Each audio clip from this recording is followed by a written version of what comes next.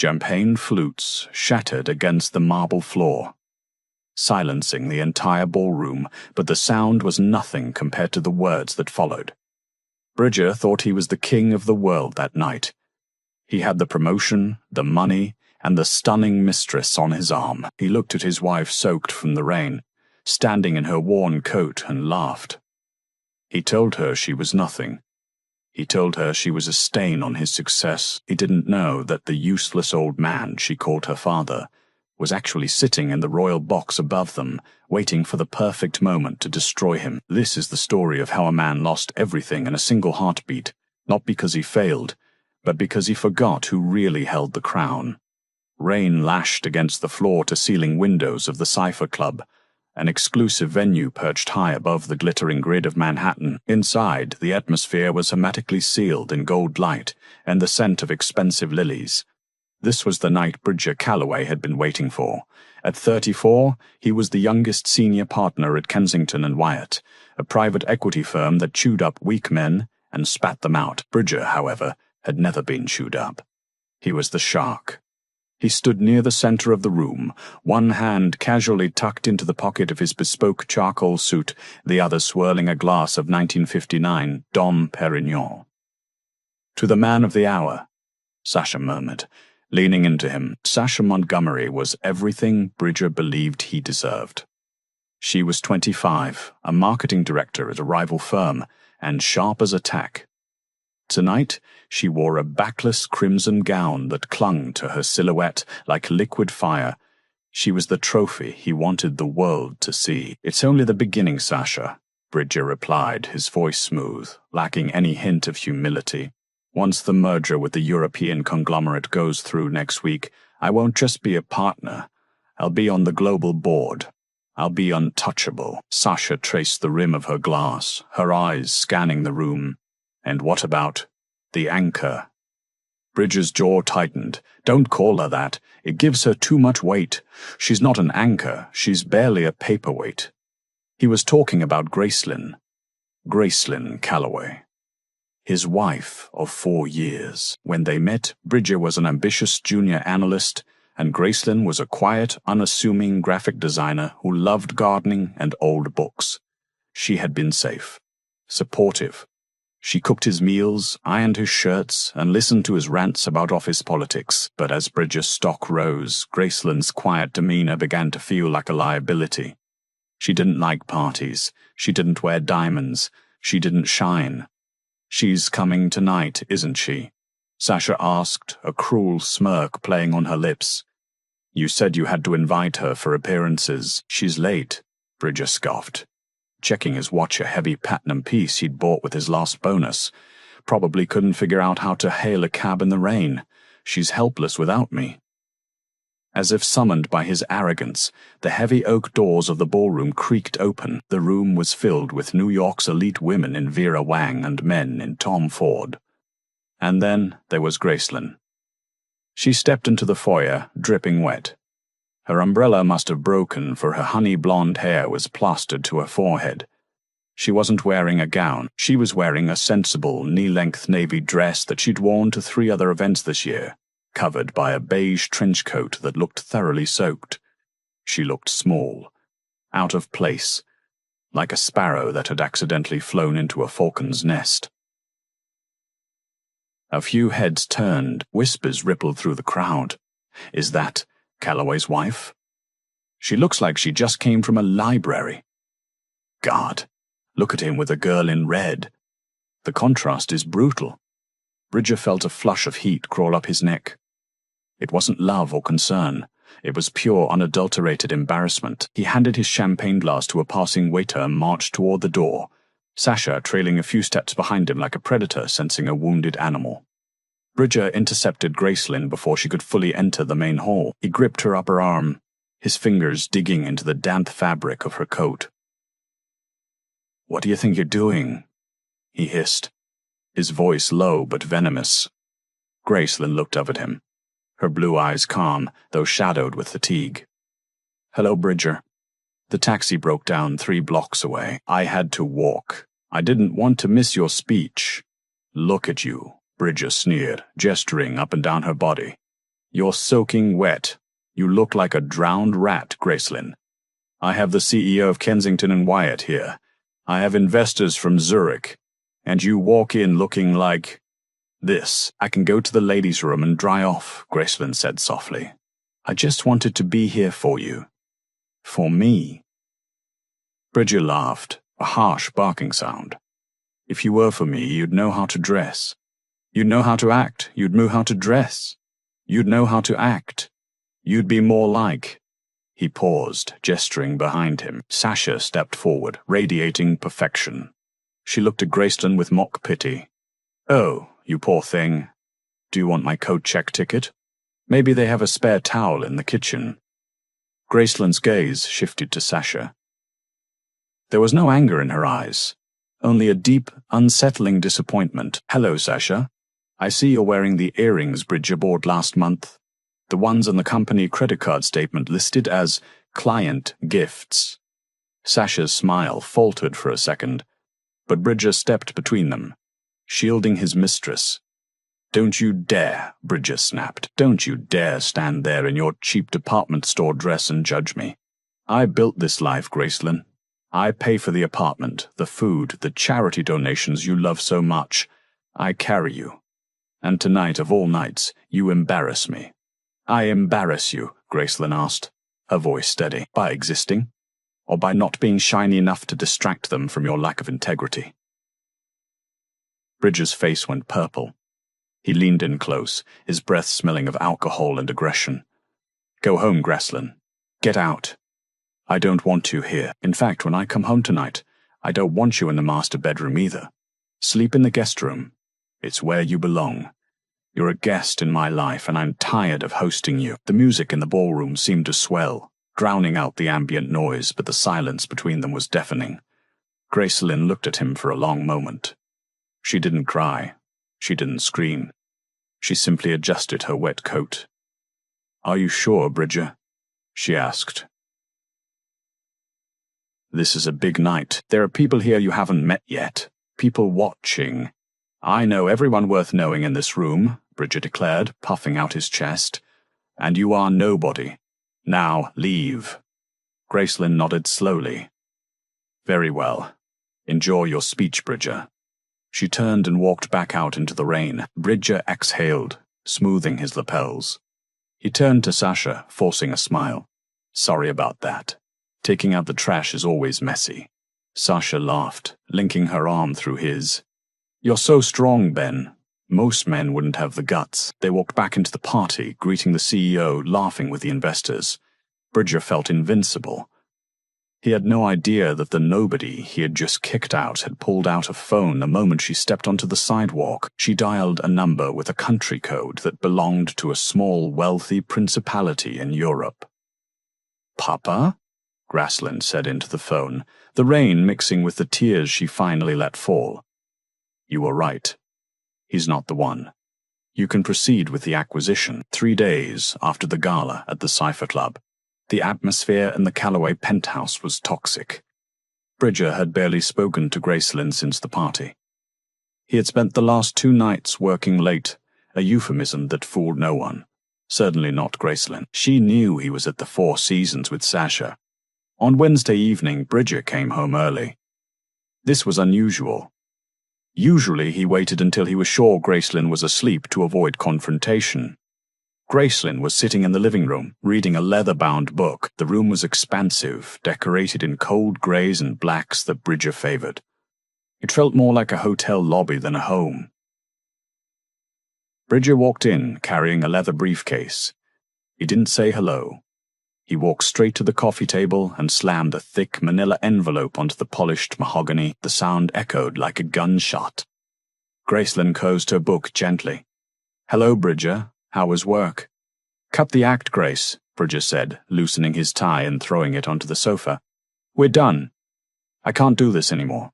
I can't drag dead weight up the mountain with me." Gracelyn looked at the envelope. "Divorce papers? Prepared by the best lawyers in the city," Bridger said, walking over to the wet bar to pour himself a scotch. "I'm being generous. You get a lump sum, enough to rent a nice little apartment in Queens or wherever people like you live. Maybe you can go back to that tiny village in France where I found you." Gracelyn had met Bridger while she was studying art in Europe. He had been backpacking before business school, and she had been living a quiet life in the countryside of Valoria. He assumed she was a farmer's daughter. She had never corrected him. "You want me to leave the apartment?" Gracelyn asked. "It's my apartment," Bridger corrected. "My name is on the deed. My salary pays the mortgage. You have 48 hours to pack your things. Sasha is moving in on Friday." Gracelyn raised an eyebrow. "Friday?" Gracelyn raised an eyebrow. "That's fast.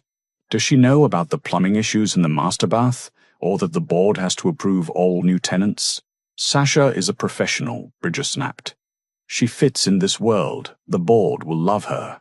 Unlike you, she knows how to network. She doesn't sit in corners reading books about... What is that? Medieval botany?" He snatched the book from her hands and tossed it aside.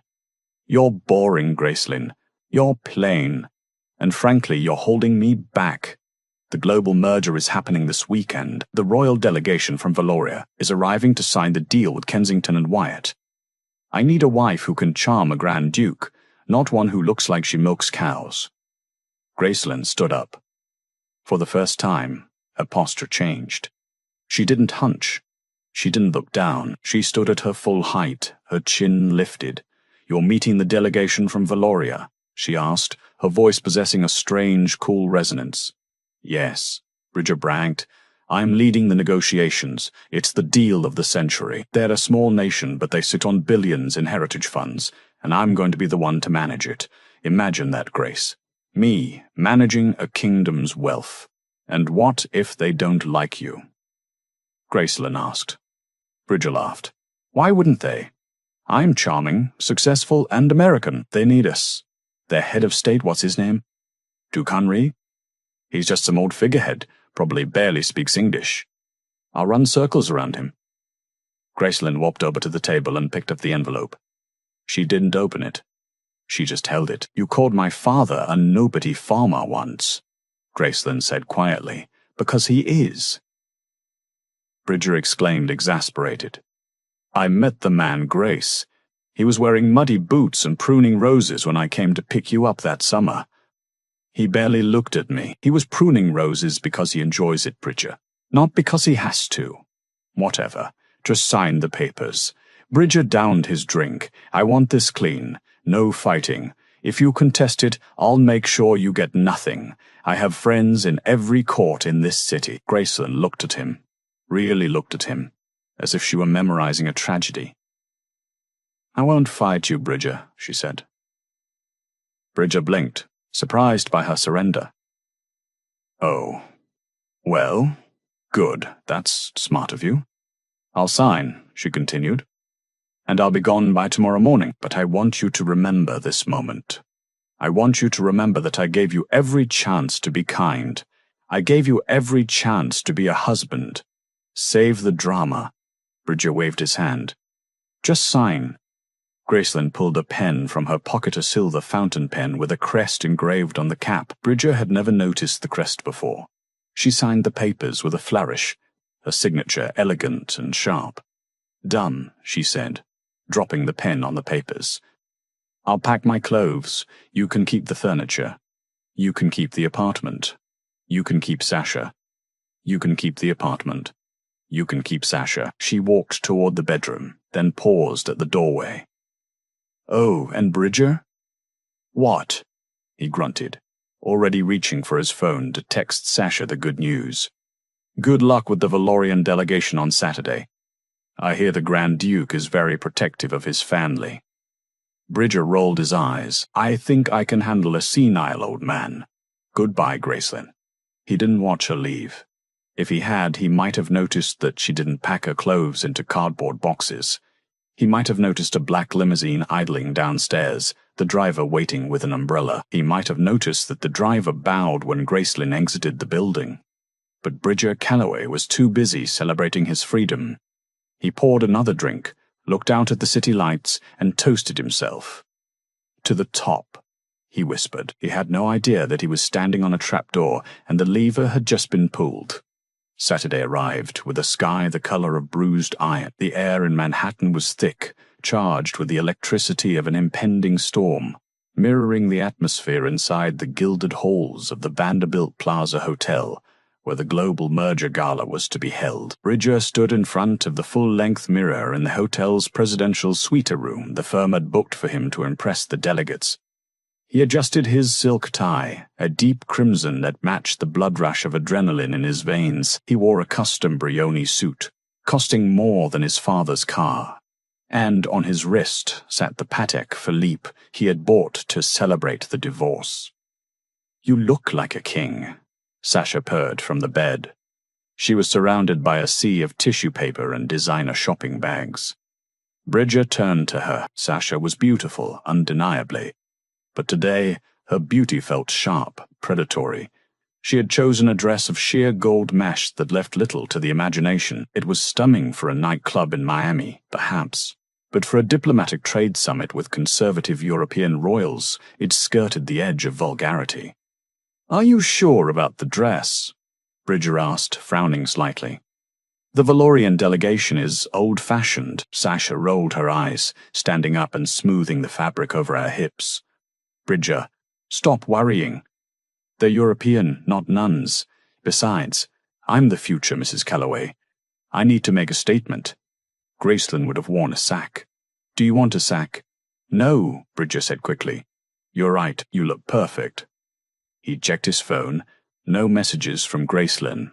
Not that he expected any. Her lawyer had sent over the countersigned divorce papers yesterday morning. It was done. She was gone. He was gone. He was free. "Let's go," Bridger said.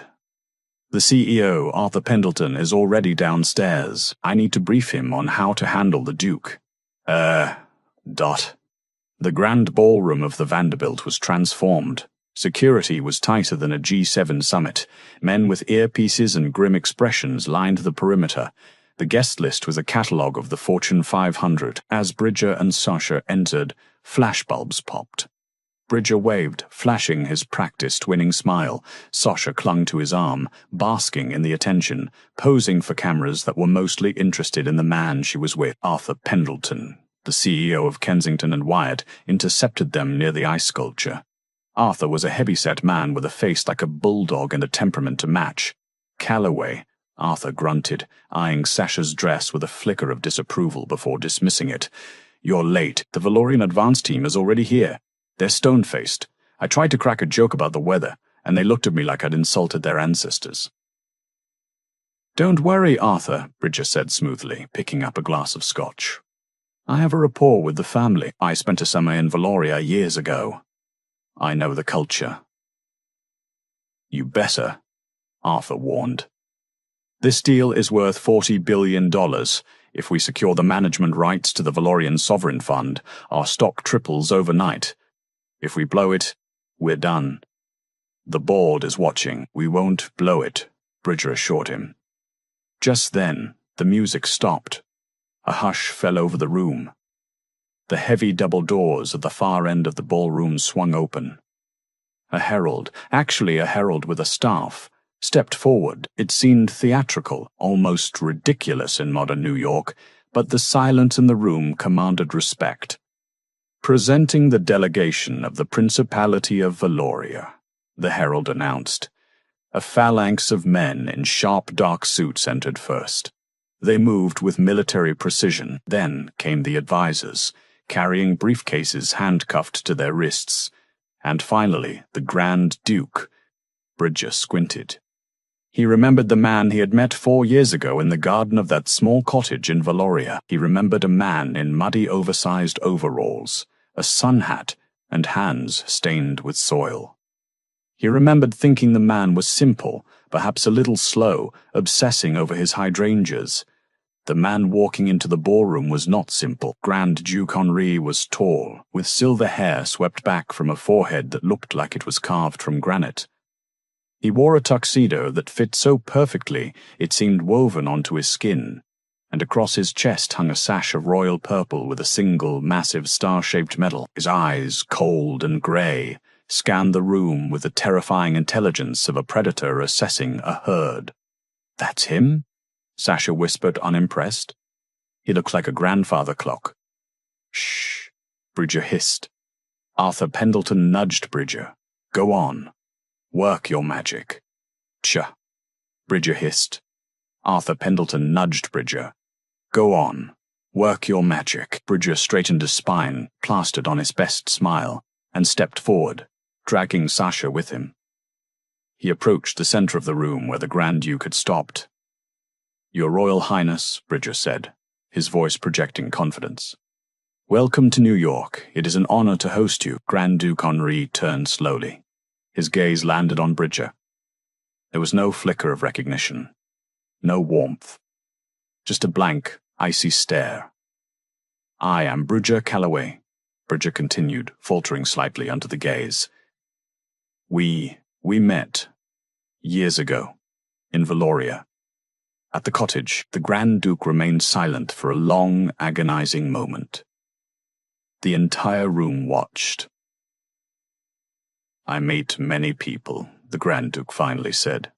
His voice was deep, accented, and dry as parchment. "I remember those who have honor. I remember those who do not." Bridger's smile froze, a ripple of uneasy laughter went through the crowd. "Of course," Bridger recovered quickly. "I understand, it was a brief meeting. But I am the lead negotiator for Kensington and Wyatt. I look forward to finalizing our partnership tonight." The Grand Duke looked at Sasha. He looked at her sheer dress, her heavy makeup, the way she clung to Bridger's arm. "Partnership," the Grand Duke repeated, tasting the word like it was sour wine. "We shall see. My daughter, the Keeper of the Seal, will be conducting the final assessment." "Your daughter?" Bridger blinked. "I wasn't aware the princess was involved in financial matters. I thought she... Well, I assumed she was more of a figurehead." "You assume much, Mr. Calloway," the Grand Duke said.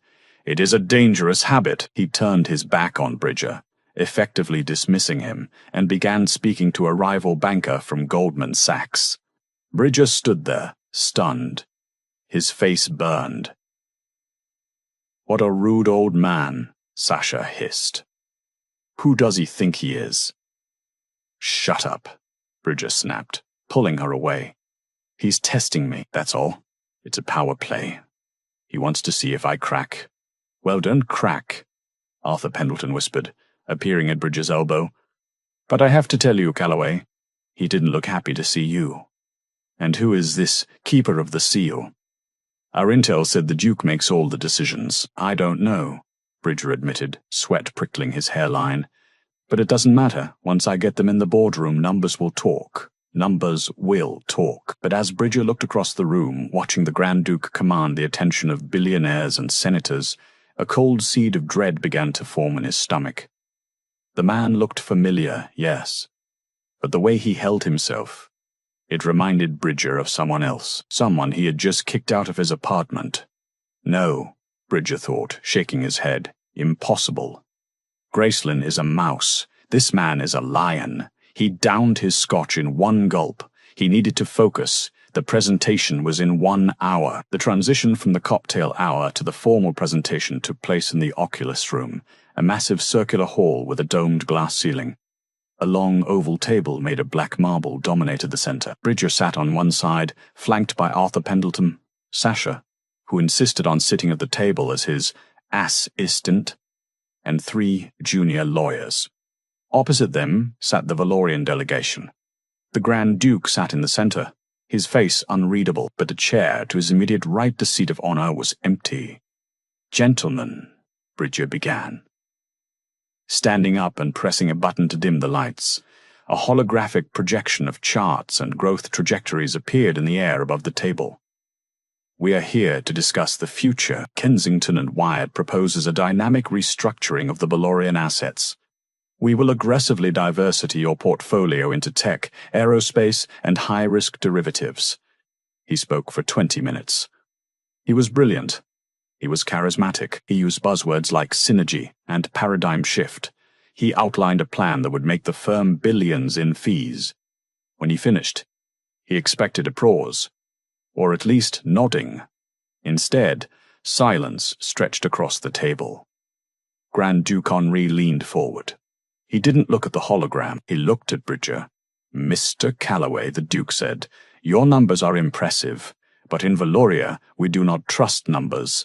We trust character. We trust loyalty. A man who cannot manage his own home cannot be trusted to manage a kingdom's treasury." Bridger froze. "I beg your pardon, you spoke of aggressive restructuring." The Duke continued. "Is that what you call it when you discard an asset you no longer find shiny? When you trade a long-term investment for a volatile short-term gain?" The Duke's eyes flickered to Sasha. Sasha shifted in her seat, suddenly self-conscious. I don't think personal matters are relevant here," Bridger stammered. "My private life is separate from my professional competence."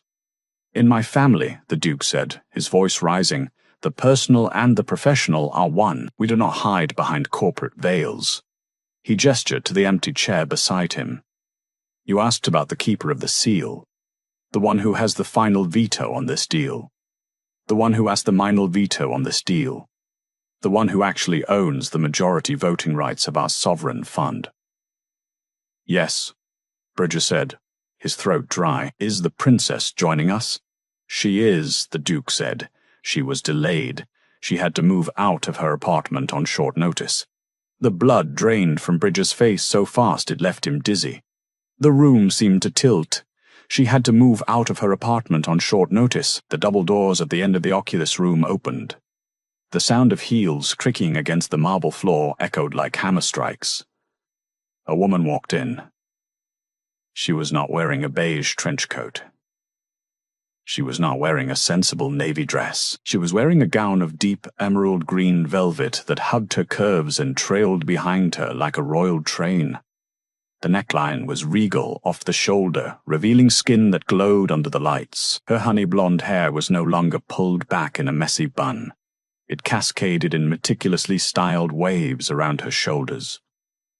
And on her head, resting lightly but with undeniable weight, was a tiara, not a plastic toy, but a band of platinum set with diamonds and emeralds that caught the light and threw it back with blinding intensity.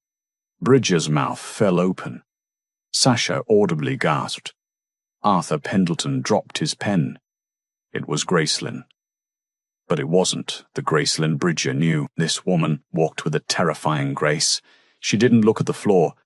She looked straight ahead, her eyes locked on Bridger's. She reached the table. A Valorian guard pulled out the empty chair. She sat down, her movements fluid and precise. "I apologize for the delay, Papa," Gracelyn said, her voice clear and resonant. She turned to the gaping men across the table. "Gentlemen, thank you for waiting." "Gracelyn," Bridger whispered, his voice cracking. "What? What is this? Is this a joke?" "Mr. Calloway," Gracelyn said coolly. "Mr. Calloway," Gracelyn said coolly, "please address me by my proper title in this setting. I am Princess Gracelyn Valois of Valoria, Duchess of Brabant, and chairwoman of the Valorian Sovereign Trust." "Princess," Sasha shrieked. "You? But you cook pot roast. You dig in the dirt." Gracelyn turned her gaze to Sasha. It was a look of such profound pity that it silenced the mistress instantly. "I cook because I enjoy nurturing," Gracelyn said. "I garden because I appreciate growth. These are concepts you might struggle to understand, Miss Montgomery. As for my title, I chose to live simply in New York. I wanted to be loved for who I was, not for what I owned. I wanted to see if a man could love Gracelyn the woman, not Gracelyn the princess." She turned back to Bridger. Her eyes hardened. "I got my answer 3 days ago. When you threw my divorce papers on the table." Bridger stood up, his hands shaking. Gracelyn, wait. You have to understand. I didn't know. If I had known. If you had known I was royalty, you would have stayed." Gracelyn finished for him. "That is exactly the point, Bridger. You failed the test. You treated your wife like a burden because you thought she had no power. You belittled me. You cheated on me. You cast me aside for a shinier toy. She picked up the leather-bound proposal Bridger had prepared. She didn't open it. She simply dropped it into the waste bin beside her chair. The deal is dead, she announced. Now wait a minute. Arthur Pendleton shouted, standing up. You can't do this. We have a contract. We have preliminary agreements. Signed by who? Grasselin asked calmly. My father, he has the power to negotiate, but I hold the seal. Without my signature, Valoria does not spend a single cent. She looked at Bridger. You wanted to manage a kingdom's wealth, Bridger. You couldn't even manage your own integrity. You called my father a useless old man. You called me a nobody. Well, this nobody just cancelled your $40 billion merger. Gracelyn, please, Bridger begged, sweating profusely now. We can talk about this. The divorce papers. I haven't filed them yet. We're still married. Technically, I'm the prince consort. The Grand Duke let out a short, sharp laugh. Oh no, Gracelyn smiled. A smile that didn't reach her eyes. You signed the papers, Bridger. You were very insistent. 48 hours to pack, you said. You wanted me gone. I am simply complying with your wishes. She signaled to the guards. This meeting is adjourned. Mr. Calloway, I believe security will escort you out. You are trespassing on a private diplomatic function. You can't do this to me, Bridger screamed, his composure shattering. I made you. I took you in when you were nothing. You took nothing in, Gracelyn corrected, and you lost everything. 2 massive security guards stepped forward, grabbing Bridger by the arms. Get your hands off me, Bridger yelled, thrashing as they dragged him away from the table. Sasha scrambled to follow him, her high heels slipping on the marble, clutching her purse, looking like a terrified child. As the doors slammed shut on Bridger's screaming figure, the room fell silent. Arthur Pendleton looked at Gracelyn. He looked at the waste bin, where his billions had just been discarded. He looked at the empty chair where his star negotiator had sat. He slowly began to pack his briefcase. He knew with sinking certainty that Bridger Calloway wasn't just fired. He was destroyed. Gracelyn let out a long breath, her shoulders relaxing slightly. She looked at her father. That was harder than I thought, she admitted softly. The hardest steel is forged in the hottest fire, the Grand Duke said, placing a hand on hers. Now, the real work begins. We must find a partner who deserves us. But for Bridger, the nightmare was just starting. Because as he was thrown out onto the wet pavement of Fifth Avenue, he realized that his phone was buzzing. It was a notification from the company server, account access, denied, email access, denied, and then a text from Arthur Pendleton. Don't bother coming in Monday. And get a lawyer. A good one. The rain had returned to Manhattan, a grey, relentless drizzle that seemed to wash away the glamour of the city, leaving only grit. Bridger Calloway stood on the sidewalk outside his apartment building, the same building he had walked into like a god just 3 days ago. He was soaked, but not because he had forgotten an umbrella. He was soaked because the doorman, a man named Henry whom Bridger had never bothered to tip in 4 years, refused to let him stand under the awning. I live here, Bridger shouted, slamming his hand against the glass door. Open the damn door, Henry. Henry looked through the glass, his face impassive. He pressed the intercom button. Mr. Pendleton called. Mr. Calloway. The apartment is company property. Since your employment was terminated for gross negligence and reputational damage, your tenancy is void effective immediately. Your personal effects have been boxed and left at the service entrance around the back. Service entrance? Bridger sputtered, his face turning red. My suits are in there! My watch collection! You can't do this! It's already done, sir. Please move along, or I'll have to call the police. Bridger kicked the door, hurting his toe, and stormed around to the alley. There, sitting in the mud next to a dumpster, were 4 cardboard boxes. They were wet. He ripped open the top box. His Bryony suits were jammed inside, wrinkled and possibly ruined. His watch case was missing. Sasha, he muttered. Sasha must have taken the watches. He pulled out his phone. His hands were shaking. He dialed Sasha's number. It went straight to voicemail. He dialed again. And again. Finally, on the 5th try, she answered. "Bridger, stop calling." Her voice was clipped icy. "Sasha, where are you?" "They locked me out. They fired me, Sasha. Can you believe it?" Arthur turned on me. "I need you to book us a room at the St. Regis. I need to regroup. I'm going to sue them for wrongful termination." There was a pause on the line. Then a sigh. "I'm not booking you a room, Bridger." "What? Why? Look, I know it's a setback, but I'm still me. I'm still the best deal maker in the city. We can." "You're radioactive, Ben." Sasha cut him off. Her voice wasn't cruel, just matter-of-fact, which hurt worse. "I was at the gala. I saw what happened. You didn't just lose a deal. You insulted a foreign head of state. You're blacklisted. No firm in New York, London, or Tokyo will touch you. So, we have each other," Bridger cried, sounding desperate even to his own ears. "You said you loved my ambition." "I loved your trajectory," Sasha corrected. "I loved where you were going. But now, you're going nowhere. And I have my own career to think about. If I'm seen with you, I go down too." "You mercenary witch," Bridger hissed. "After everything I bought you? The jewelry? The trips? Consider it payment for services rendered," Sasha said. "Oh, and by the way, I'm seeing someone else for dinner tonight. Someone who knows how to treat a princess, or at least, knows how to recognize one." "Who?" Bridger demanded. "Who is it?" "Arthur Pendleton," Sasha said. "He needs a new VP of marketing. And a date for the opera. Goodbye, Bridger." The line went dead. Bridger stared at the phone. He felt a scream building in his chest, a primal roar of frustration. But when he opened his mouth, only a dry sob came out. He sat down on the wet cardboard box containing his ruined suits. He had no home. He had no job. He had no mistress. He reached into his pocket and pulled out his wallet. He had $300 in cash and a platinum credit card. He tried to check his bank balance on his app. Account frozen, pending legal review. The firm had frozen his bonuses. They were clawing back everything.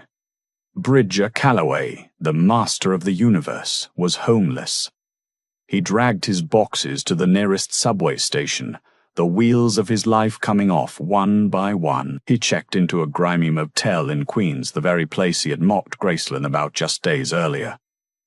The room smelled of stale smoke and regret.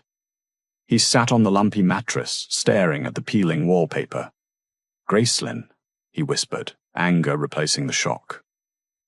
"This is her fault. She set me up. She lied to me for 4 years. That's fraud. That has to be fraud." His eyes narrowed. A plan began to form. He wasn't done yet. He was Bridger Calloway. He would fight dirty.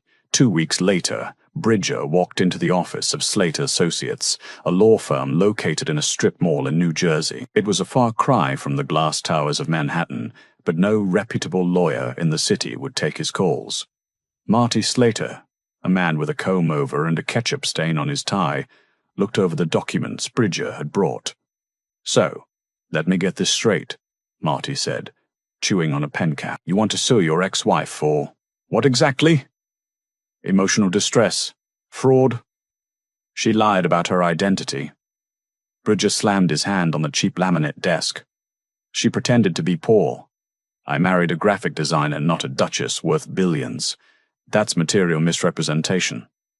I want half. No, I want spousal support appropriate to her income level. I want alimony based on the Valorian treasury." Marty whistled. "That's a big swing, Mr. Calloway. But if she deceived you, we might have a case. Did you sign a prenup?" "No," Bridger scoffed. "She had nothing when we met. I didn't think I needed one." "Okay, good. No prenup. Now what about the divorce settlement? You said you signed papers?" "Yes." Bridger waved his hand dismissively. I had my corporate lawyers draft them.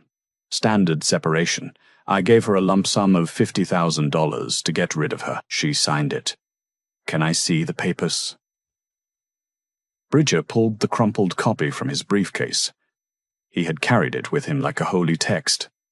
Marty put on his reading glasses and scanned the document. He read the first page. He flipped to the second. He paused on the third page. He frowned, then he started to chuckle.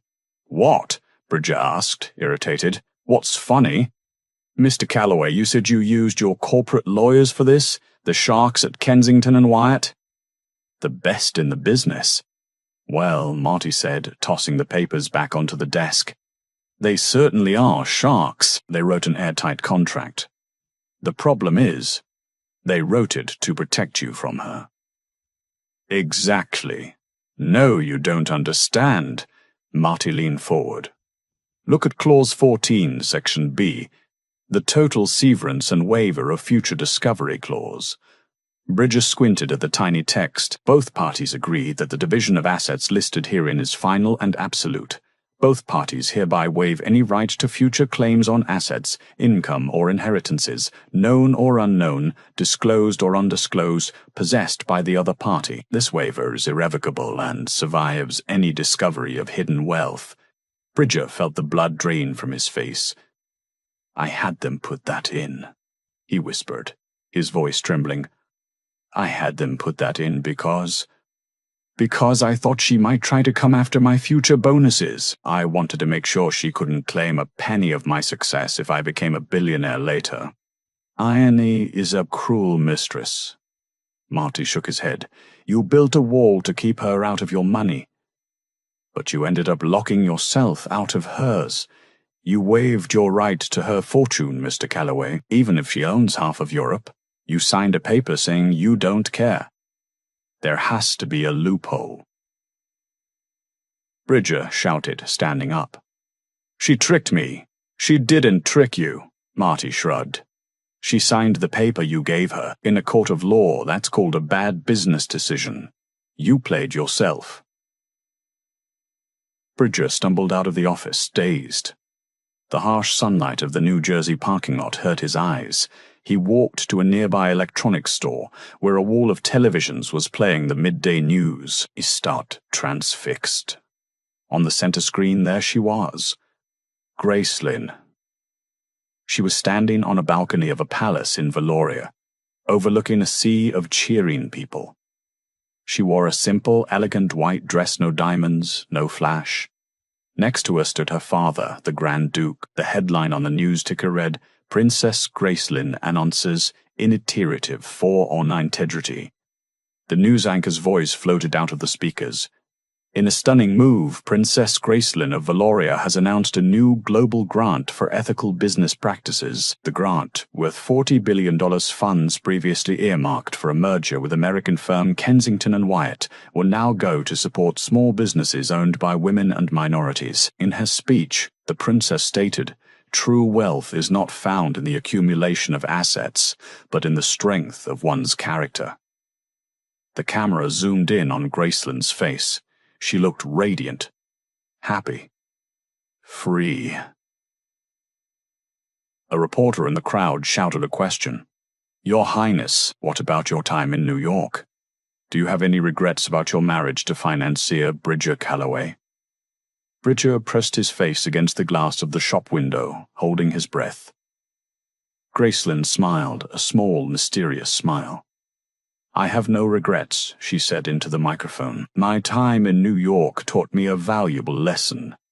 It taught me the difference between a man who knows the price of everything and a man who knows the value of nothing. I am grateful for the clarity." She turned and walked back into the palace. Bridger stared at the black screen as the broadcast cut to a commercial. He looked at his reflection in the shop window. His suit was stained. His hair was messy. His eyes were wild. He looked like the nobody he had always feared becoming. He had held a diamond in his hand and thrown it away because he thought it was glass. His phone buzzed. It was a notification from his bank. Automatic payment failed. Motel 6. Insufficient funds. He had hit rock bottom, but the universe, it seemed, had one final twist in store for him. As he turned away from the window, a black sedan pulled up to the curb. The window rolled down. It wasn't Sasha. It wasn't Arthur. It was a man Bridger recognized from the photographs in the society pages. It was Julian Vane, a notorious corporate raider, a man known for buying distressed assets and stripping them for parts, a man far more ruthless than Bridger had ever been. "Calloway?" Vane asked, looking Bridger up and down with amusement. "Yes." Bridger straightened up, a flicker of hope igniting in his chest. Was this it? A second chance? A job offer? "I heard you're the man who blew the Valorian deal," Vane said smoothly.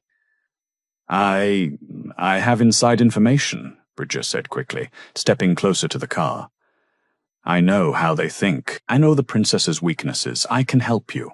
Vane laughed, a cold, metallic sound. "Help me? No, Bridger, I don't hire failures. But I do collect interesting stories." Vane reached into his pocket and pulled out a coin. A single silver quarter. He flicked it into the air. It landed in the puddle at Bridger's feet with a splash. "Call your mother, Calloway. Tell her you're coming home. The city is done with you." The window rolled up, and the car sped away, splashing dirty water onto Bridger's trousers. Bridger stood alone in the parking lot. He looked down at the quarter in the mud. He bent down. He hesitated. And then Bridger Calloway, the man who used to drink $5,000 champagne, reached into the mud and picked up the quarter. 12 months had passed since the rain-soaked night at the Cypher Club. New York City was once again in the grip of winter. The streets dusted with snow that quickly turned to gray slush under the tires of limousines. Inside the Astoria Grand Ballroom, the annual Titans of Industry gala was in full swing. It was the same crowd, the same music, the same smell of expensive perfume and ambition. But Bridger Calloway was not wearing a bespoke Brioni suit. He was not swirling a glass of 1959 Dom Perignon. He was not the man of the hour. He was wearing a polyester vest that was a size too tight around the neck. He was holding a silver tray heavy with empty champagne flutes. His feet ached in cheap, rubber-soled shoes. "Waiter," a voice barked from a nearby table.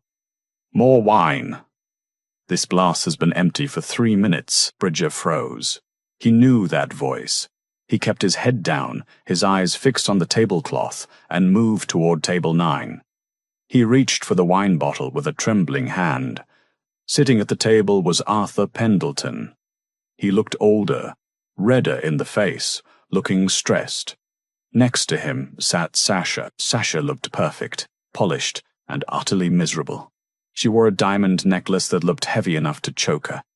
She was checking her phone under the table, ignoring Arthur as he ranted about quarterly projections. "Pour it, man. Don't just stand there," Arthur snapped, not even looking at Bridger's face.